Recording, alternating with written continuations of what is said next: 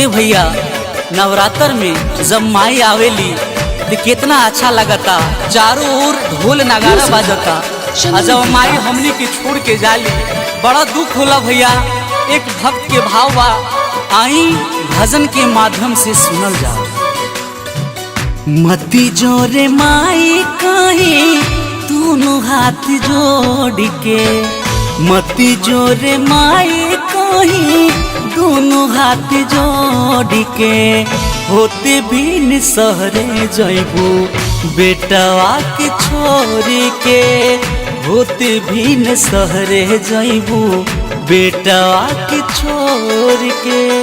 मती जोर माई कोई दोनों हाथ जोड़ के, मती जोर माई कोई दोनों हाथ जोड़ के, होते भी सहरे जइबू बेटवा के छोड़ के, होते भी सहरे जइबू बेटवा के छोड़ के। Recording by JMD Music, Halvesganj.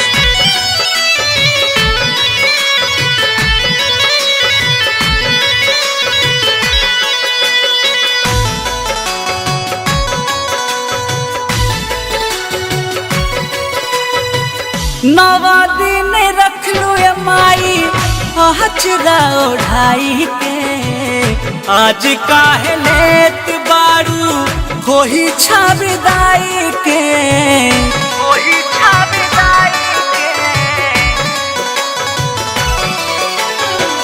नवा दिन रख लो ये माई हचरा ओढ़ाई के, आज काहे लेत बारू खोही छाबदाई के।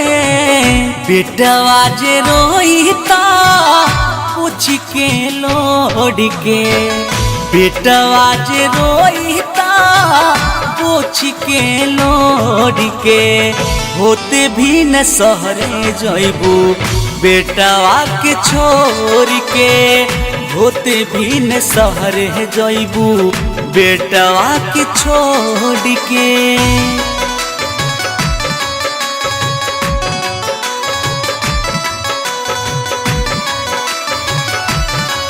Music by Chandan Vikas.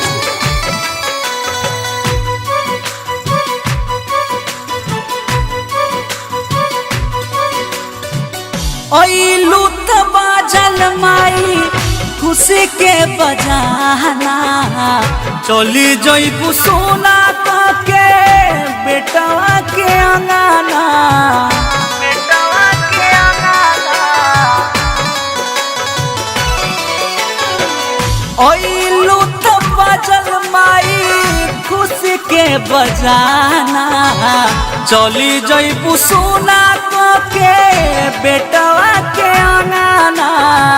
छोड़ब नाही माई तोहर हचरा के कोर के, छोड़ब नाही माई तोहर हचरा के कोर के, होते भी न सहरे जइबू बेटवा के छोड़ के, होते भी न सहरे जइबू बेटवा के छोड़ के।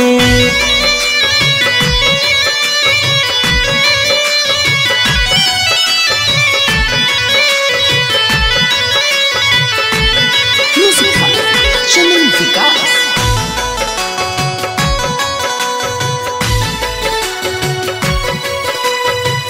बेटा तो हर दीपक वर्मा गावेले भजनिया, अपना कलम से जे सजबले बसनिया, सजबले बसनिया। बेटा तो हर दीपक वर्मा गावेले भजनिया, अपना कलम से जे सजबले बसनिया।